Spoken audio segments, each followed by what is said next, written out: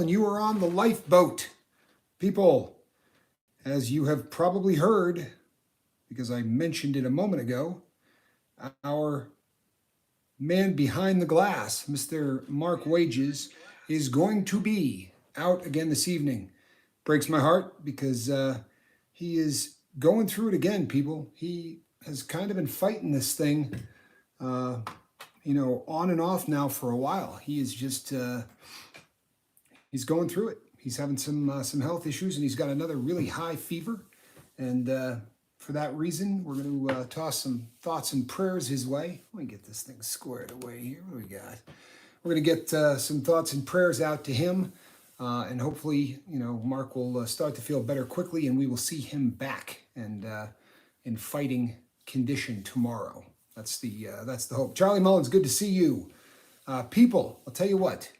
After the last live feed, I had a chance to go and check out a live feed of another friend of mine, a gentleman who is a crew member on the boat. The Chili Mancer had gone live, and there's just a lot of really interesting stuff in the chili community. If you happen to be a chili head, boy, you should go by and check out the live feed that he just did, because it really is a fascinating time. Oh, Lord. No 5x5. Don't lie to me. That should be better. Let me see here. Does the $1 million microphone working? It looks... Does that sound a little bit better, people? I work for a funeral home. Oculi Mortis. That is Charlie Mullins, because I know who works for a funeral home. There we go, people. I think there's the 5x5. A lot better. See that? Every once in a while, people, even a blind squirrel will occasionally come across an acorn. Well, people, the last live feed was nothing short of epic. Truthfully, nothing short of epic. We started off the conversation talking about no and the power of the word, and how important it is for people new in recovery to master the word no, not just for themselves, but the ability to say no to others. And it quickly morphed because of a couple of squirreled events. I quickly found myself taking a look at something that was written by Saigon Cinnamon, and this... I'll tell you what, people, there's no other way to put it. It was one of the most unbelievable things that I've read, because it really just goes to show the kind of people that we have here on the lifeboat, just how epic the crew of this lifeboat is. And then, as I said, I popped over and checked out the Chili Mancer's live feed, and again, just another epic crew member of the lifeboat. And when I popped on, he saw the name and just did a plug for us, which was awesome. He said, I believe how he put it was, it really doesn't matter whether or not you have struggled with addiction, because being a slave to your emotions can be no different than an addict. If you are addicted to emotions ruling your life, then you could stop by the lifeboat, and there's a lot of stuff that you could get from that, and which I thought was just amazing. And then he went on to start naming people on the lifeboat that he loved over here. He said Phi, he named a couple of other people from the boat, and just talked about how this is something that, really, he said he has come here during a time that has been tough on him, and he's really gotten a lot out of it. And I'll tell you, people, if you're not in the Pepper community, he was victim to some vicious troll activity and some people that are just a lot less than kind. But the beautiful thing is that the world seems to have come full circle, and it seems very evident right now that they're realizing that the way that he was treated was just rotten and wrong. And I can't begin to tell you just how much that touches me deep inside, because the Chili Mancer, if you have never checked him out, the Chili Mancer is Donnie Cochran. And Donnie is one of the first people that I met when I began to dip my toe into the social media arena. In fact, he wanted to run me out of town because he thought that I was imitating Johnny Scoville. I had a long, braided goatee, and I just looked the part, and he came on there and said, you know, Johnny is not going to be happy when he finds out that there's somebody out here pretending to be a Scoville. It was really kind of humorous, and you know, he apologized ad nauseum afterwards for you know, but to me, it was just somebody that was trying to protect my brother. I thought it was awesome. But Donnie is just one of those people that, number one, is immensely talented. He's got his ability to do things technologically, you know, and in the whole arena of technology is amazing. Everything that I'm really bad at, he is really, really good at. And when you go over and you watch the Chili Mancer show, the special effects, all of the different things that he does over there is just absolutely amazing. It's so much fun to watch. And he's a very, very funny guy. And more importantly, I love him. I really, truthfully and honestly, from the bottom of my heart, I love Donnie Cochran. He's just one of those people that has meant a whole lot. Yes, there's a lot of people that sort of went down that road and asked whether or not I was legit. When I first popped on the scene, I did look a lot like Johnny, and Johnny, being Johnny, was super slow, you know, popping up and saying, "Hey, that guy everybody keeps emailing me about happens to be my brother," you know. But prior to that, there was a lot of people who thought that, I don't know what they thought. I guess they thought that I looked a lot like this guy and just figured I would come out of the woodwork and claim to be somehow related to him. But yeah, I think someone, is that Fee? Yeah, Fee just put up the Chili Mancer link. So Oculi says we miss Tommy's picks. You know what, OM? I would love to do some more Tommy's picks. I really would, but I don't want to bring the hate to you know, to Johnny's channel any more than he's already dealing with, because all of this, everything that happened with Johnny is just based on people who dislike me, and my brother is bar none the kindest guy in the entire world. He is kind to a fault, and I would love to go back over there and do you know, Tommy's picks, but the last thing in the world I want to do on the 5-year anniversary, I was going to pop over there and or maybe it was the 6-year anniversary. No, I think it was 5. On his 5-year anniversary, I was going to go back over there and do some picks, but you know, he had invited me over there. But the last thing in the world I want to do is bring any kind of heat. You know, I just don't want to. I don't want to bring any more hate with me. There's plenty of that goes on, and I'll be really honest, people. It doesn't bother me. I swear to you, it doesn't. But I don't need to spread it. You know, when I was over on the Chili Mancers program, I saw a couple of names pop up of people that I just don't need to be spreading that anywhere else. The people who dislike me dislike me. I don't need to be passing that around to anybody else. I absolutely, you know, I love these people. I really do. And the last thing in the world I want to do is spread any of that. It just, there's no place for it. And as we talked about on the last feed, you have the ability to say no. You have the ability to duck out of things. And yeah, I mean, maybe someday I'll be over there doing some Tommy's picks. It was a lot of fun. I had more fun doing Tommy's picks. I really did. It was a great segment, and I had a ton of fun. I really did. Met a lot of great people, and it was a great segment. It just, I think it, unfortunately, may have run its course, but it is what it is. Bob, how are you? So yeah, people. After the end to the last live feed, I found myself, I had a show ready to go tonight. I really did. I had I had a subject matter, and I had prepared. Actually, spent a decent amount of time reading about this particular subject matter. The good news is it's not going away. I will be revisiting it at some point this week. Hey, Dr. Captain Tommy. There's somebody that from the Tommy's Picks days. Good to see you, Kiss Freak.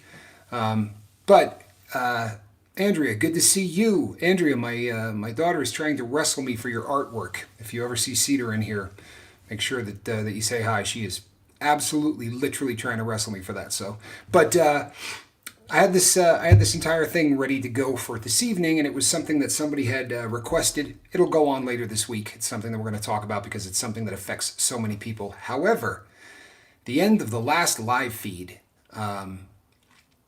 just got me thinking. It really did. The people that we have on the boat right now are absolutely epic. They really are. We are in a very, very cool place. You want to see something funny, people? Hold on one second. This is going to be good. Just bear with me, people. Bear with me. Cedar, Padre, guess what? chicken butt. No. Guess what Dad's doing? You want a live? I am on a live. Oh, sick. Yeah. So, I will, you look great, by the way. Should I show that to the whole world, or? Wait, you can show Link. No, hey, Link, how you doing? It's my daughter's cat. Bear with me, people. Hey, I love you. I will call you when this is over. But I'm actually working. All right, you look great. Thanks. Can you explain that? The deer? Oh, that's what it is. Okay, excellent. Yeah, it makes a lot more sense. All right, I love you. Gotta go. Sorry, people. But you never know if one of those calls is something bad has happened, and I love you, but I do have to do the dad thing. Yes, and she's doing fantastic, so that's all good. But she had painted, I mean, she must have been out or something. Speaking of Cedar Scoville, there she is. But she had something painted on her head, kind of freaked me out a little bit. Yeah, it was scary stuff. You're lucky we didn't show that to the entire world. So, as I was saying, as I got to the end of the last Menacing Muskrat said, question, I have a couple of at the end of the day, so if I'm or we damned, I'm not sure I caught that. Menacing Muskrat. I'm not sure if I caught that. But as I got to the end of the last feed, it started to really sink in just how epic the crew of this boat is. There are really some amazing. Hey, there is Saigon. Good to see you, Saigon Cinnamon. In fact, you've just perfect timing. Right at the end of the last live feed, Saigon had put up a post, and as I was reading it as it was going through, he was talking about his boy. And as we're starting to get closer to Christmas time, his boy had asked a couple of things, one of which was he would like to find a soup kitchen somewhere that they could work at, where they could sort of give back. And the second thing was that they would like to adopt a family, and for the holidays, and do something for people who are in, not in as good a spot as they are going forward. And people, that it caught everybody here exactly in the feelers. We all felt that in a way that I think is pink. You don't like my pink? Come on, Billy. I love pink. It's my favorite color. So it all caught us in the feelers. And it was one of those things that really hammers home what happens when a person gets sober.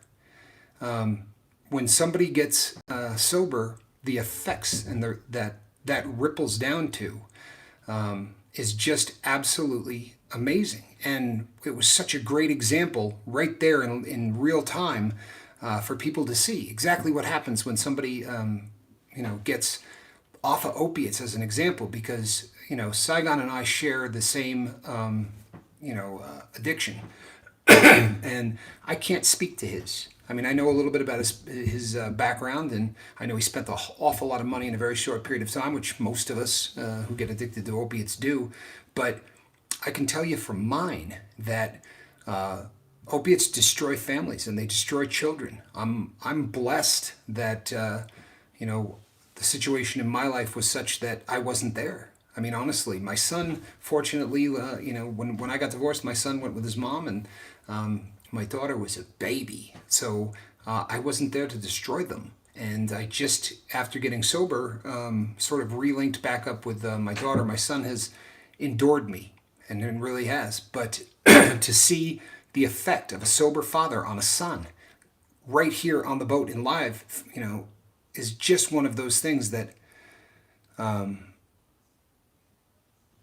just thinking about stopping drinking completely. I'll tell you what, my friend, you're in the right place, right? This is what we do. There's nothing better. I promise you, there's nothing better than taking your chemical, your drug of choice, your whatever it is you're struggling with, and putting it in your rearview mirror. And just as I was talking about a second ago, to see the effects that has had on someone who is, right there in the mix. People, I'm going to tell you something, and I've probably said this on the show before, but I'm going to say it because it can't be said enough.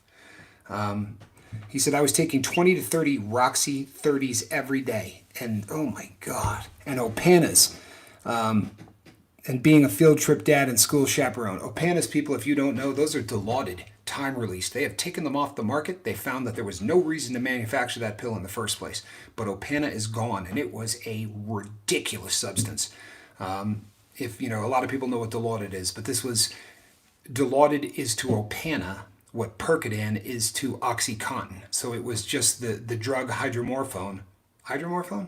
Yes, hydromorphone in a time release over the course of a day. And of course, he wasn't doing it that way. He was, crushing off the time release and taking that all at once. And it's just a ridiculous, ridiculous amount of a very, very strong painkiller.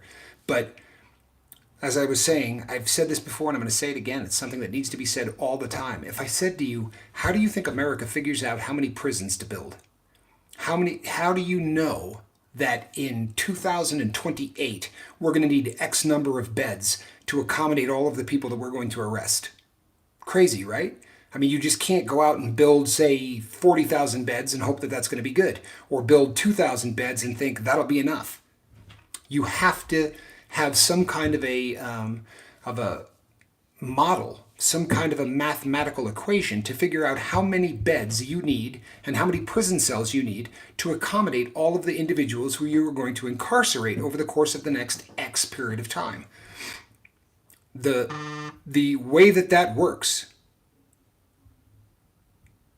the way that works, what they do in order to come up with that equation is they look at the rate of children in the fourth grade who can't read.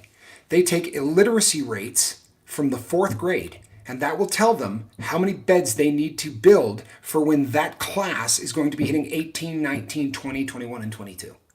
True story. That is how we do it. And when you start looking at fourth graders who can't read, it is usually not the fault of the school. It is normally the fault of the parent. It is normally a situation where parents are pulling kids out of school, where parents are in the life. So oftentimes it becomes a link in a chain where an addicted dad basically passes on either that addiction or that disease without the chemical onto his offspring.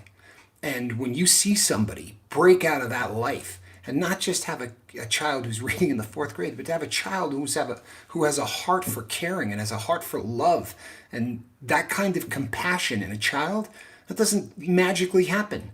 I'm not saying that his boy is not a great kid, but I'm telling you that it is absolutely one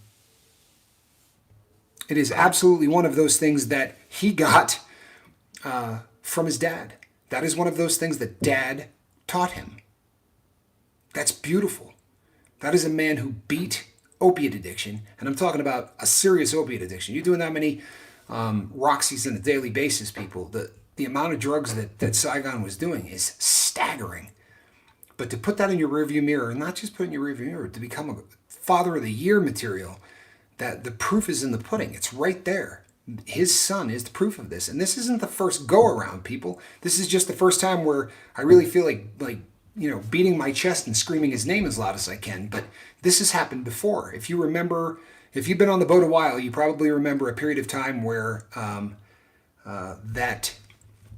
Saigon's son, who by the way needs our prayers because he's got the C plus math right now, but Saigon's son had talked to a classmate whose mother was having trouble and said, my dad's associated with these guys on a boat and that's all they do is help people. My dad can help. I mean, people, if that doesn't get your attention, right, that is just one of those things that is just, really one of those things that makes you take a step back and say, what we're doing here is important. It really is. He says, Tommy, I'm 6 feet tall and I was down to 135 pounds. You wrap your brain around that, people? I'll be dead for 6 weeks. I won't weigh 135 pounds. I'm 6'2", so he and I are about the same height. It really is a situation where once you start to break out of your addiction, once you start breaking out of that disease, those ripple effects touch everybody. And this crew here, people, is amazing. Saigon is one person that jumps out because of the last feed. But I want to tell you something. Head back into this live feeds to any of them. We've done a ton, right? We do 2 of these a day. Well, no, we do 1 of them a day, 2 on the weekends. But we have done a whole host of live feeds, right? Pop into any one of them and just start reading the comments. And there are certain people that are going to jump out at you, and you know exactly who I could say, right? You're gonna think Deja, you're gonna think Charlie, you're gonna think Chi Chi, you're gonna think Fi or Phi. I'm sorry. All of these people who are just here day in day out, just being positive, right? Every single day. This crew isn't normal. It really isn't. And the individuals who aren't commenting, I'm still working on a name for those people, because lurkers does have kind of a terrible sound to it. It makes it sound like they're over here doing something wrong, and that's not the case.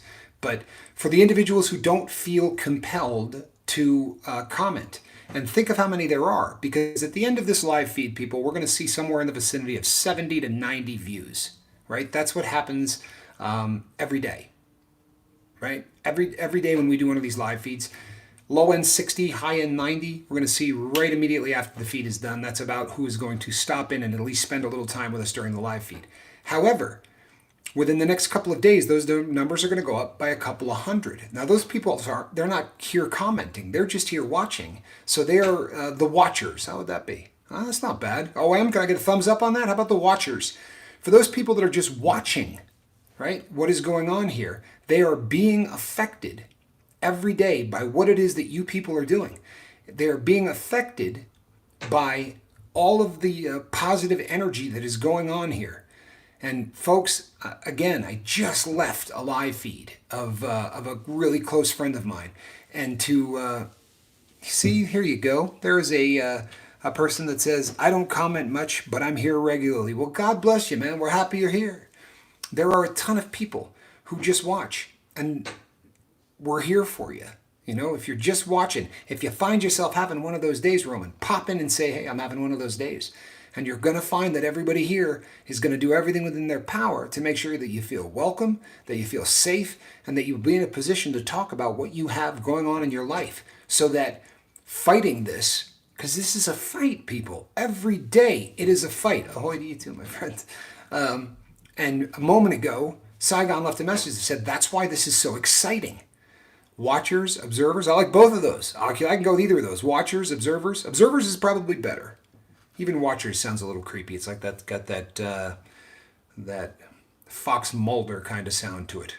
You know, the watcher. The observers, I think, yeah. But the people who are just observing, you know, Saigon said, what gets me so excited about this is that he realizes just how much of a ripple effect, just how many effects that come off of one sober individual. How many people out there are going to be affected by one individual who can lay down the pipe or lay down the bottle or lay down whatever it is that they're fighting with. Uh-oh, I saw Oculi said, good call. That has got to be something I should back up and see. Let's see here, the seventh sun. Where are we at? I'm always lucky if I don't block somebody while I do this, people, because I have to use observers. Yeah, he says that's seventh sun that did it. Yeah, I like observers. I really do. So from this point forward, those people watching and observing but not commenting from this point forward will be known as the observers. And we have more observers than we have commenters. Now, obviously, the commenters are the people that really jump out at you, because when you first decide to get sober and feel the love and the closeness in the chat, it's probably what? Intimidating. Yeah, you know what? There is. And I've already heard this from people in the past who said that it was a little overwhelming. What Saigon just said is that, you know, if you're first getting sober and you pop in here, I mean, I'm not stupid, people. There are times it almost feels like it has a cult quality to it because you don't run into this much love anywhere else. But we've had numerous people who were observers before they were commenters, and then before they were just full-blown, all-in, you know, lifeboat crew, you know who comes to mind, right? Joe comes to mind. Joe will tell you that he came over here. Hey, stop that. Joe came over here and he was an observer. He continued to watch. And then he disappeared for a while. And the things that he had heard originally made him come back. And this is probably happens far more often than we think.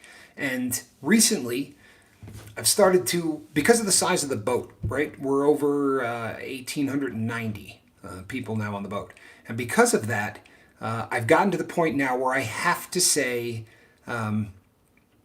people, please reach out to me, send an email, because it's getting to the point where it's almost overwhelming, the number of people. For a long time, I had a pretty good handle on everybody that was on the boat, and I could tell you quite a bit about what's going on in their life. And it brought us a closeness, and it brought us a something that was really unique.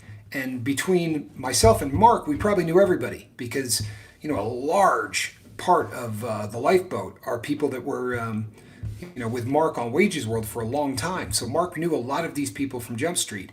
And then a lot of them came over in the beginning from the Pepper community, and I knew all of those people. So between the two of us, we really had a handle on it. But in the last, month, there's been about 300 or 400 new crew members that have come on board. I really, really encourage everybody. He said, I'm sorry, C.W. Terry said, invite my buddy today. He's 9 days sober on alcohol. Amazing guy. Hope he checks it out. See that, people? Word of mouth. It's awesome, Terry. It really is. That's exactly what the dream of what we do here is that when someone is in that time, right when you're fighting it, right in the beginning, if you can come here and you can feel, not only do you feel the love, right, but just as important, you're looking at a whole bunch of people that have been there, done that, exactly where you were. But instead of, feeling like, oh my God, I'm in this alone. And I mean, you remember what those days were like? I know some of you are pretty fresh into this, but for those of you who have been sober for a hot minute, if you got 6 years under your belt or you got a decade under your belt or a year or whatever, do you remember those first days where you were, right? CW says, I do, and they weren't fun. No, they weren't. They're terrifying. They really are. And the one thing that is across the board, everybody feels the same thing, and that is the fact that you're alone. There were all of these people that you surround yourself with when you're using. They're not friends. I mean, most of the time they're really not. They're just people who all do drugs together, and that is not really a friendship. It's not the same thing. However, when you start to realize that you set that bottle down, or you set down the pipe or the needle or whatever it is you're using, and all of those friends tend to fall away. And the next thing you know, you realize that, damn, all of these people that I thought were my friends are gone. And oftentimes, especially if you're an opiate addict, right, or you were doing cocaine or you were doing a very expensive drug, you think to yourself, I spent thousands of dollars getting these people high. And the second I say, I want to get sober, these people treat you like you have a contagious disease. And that feeling of being alone is overwhelming. It crushes down on people who are just quitting. To come someplace and see people that say, hey man, you're not alone. You are not alone. And not only are you not alone, but we've been there. We were exactly where you were at. We've all been through the first week. We've all been through the first 2 weeks. We've all been through the first month. All of those people on this boat who are giving back solely because it's the right thing to do have all been there and done that. And that is really, yeah, you know what, Oculi? I'm glad you said that. Saigon, we do love you, brother. We really do. And it's awesome that you've been here from literally day one. And it's just been, I'm telling you, people, whether you realize it or not, go back and just read comments. And you can watch people develop over the course of 2 to 3 months into people that they weren't when they got here. People who would come here and in the beginning would say, hey, you know what, I enjoyed the show, or you know what, good content. And within a couple of months, they're here supporting people and leaving comments that are insightful, and they're sharing parts of their life that they wouldn't have dreamt of sharing.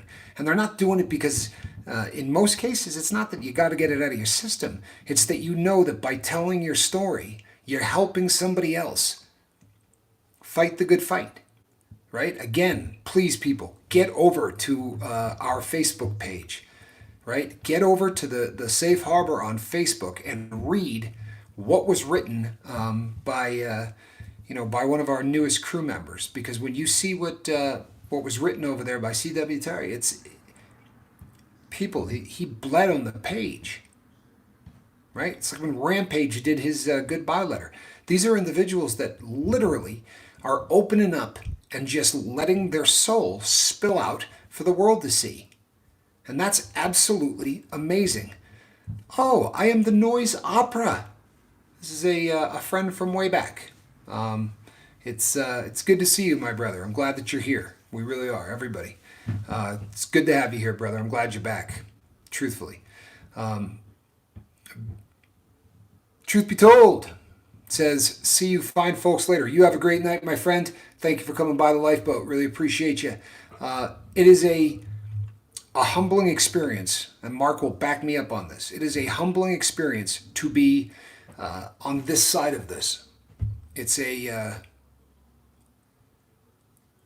almost staggering to have the seat in the house that we have, because we see things and we hear things that we can't share with everybody on the boat.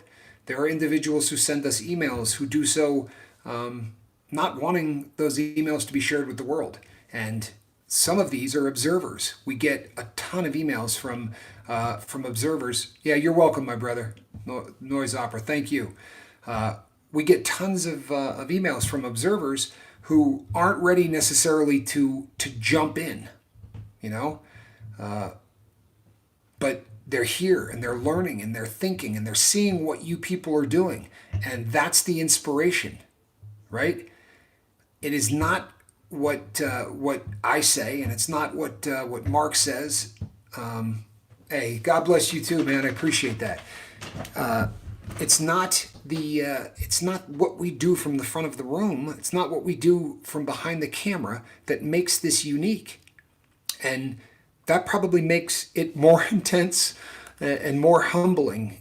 You know, if you buy into it, like the YouTube thing in general, if you buy into it and you think, hey, I got a fan base, right? You become that person, and a lot of people do. I think you miss out on so much, but I think it's something that's tempting for people. When you have a bunch of people who email you and you have a bunch of people who leave comments, for you to start thinking that for some reason that you're special. And really, what happened here is, in a very, very short period of time, it became really evident what this show was all about. And everybody says, I'm too humble or whatever. I am more than happy to take credit for exactly what it is that Mark and I did. We came up with a really, really good idea, and we had faith in what this idea was and what it could be. Again, I worked on this for a really long time, but when I met Mark, and Mark had an awful lot of expertise in areas that I didn't, and we were able to take what it is I wanted to do and take a lot of the knowledge that Mark had and sort of dovetail the two of them together. And when that happened, we were able to also, a lot of people that really have a lot of respect for Mark were able to step over immediately and become part of this crew. And they are, in many cases, people, the backbone of this crew. So many great people came over from Wages World that, right from the word go, it was really obvious that there was a synergy and there was a kind of camaraderie between what Mark was doing and what I was doing. And then within a couple of conversations, it became super evident that this is exactly what we were trying to do. Both of us had a goal that was really similar, and I will take mad credit for that. But the fact that more than 20 people a day are coming over here and joining this does not have anything to do with the kind of stuff I'm talking about. It really is. I mean, I do